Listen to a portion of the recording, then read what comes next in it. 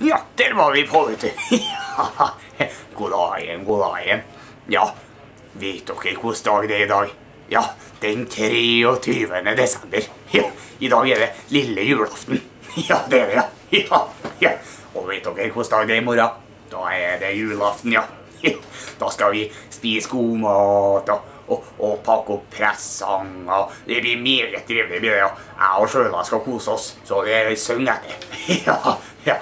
Men det var jo, jeg så jo det før jul, at når jeg stikket på handlegavelista og over ting jeg skulle jo kjøpe julemat og presanger og alt det der.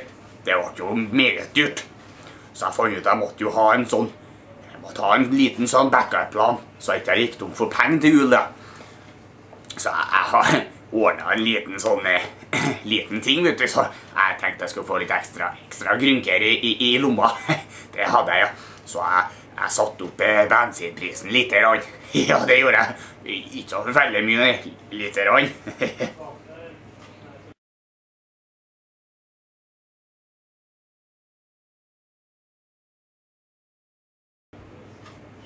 Ja, da blir det litt grynker til en kåring av gruppa, kutte.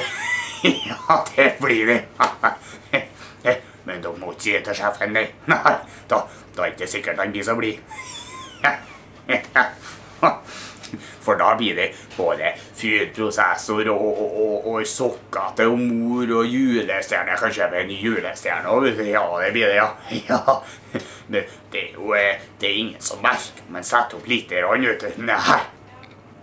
Så nå, når det blir litt grynker på en kåring av gruppa, da tenker jeg vi starter jula allerede, tenker jeg. Ja.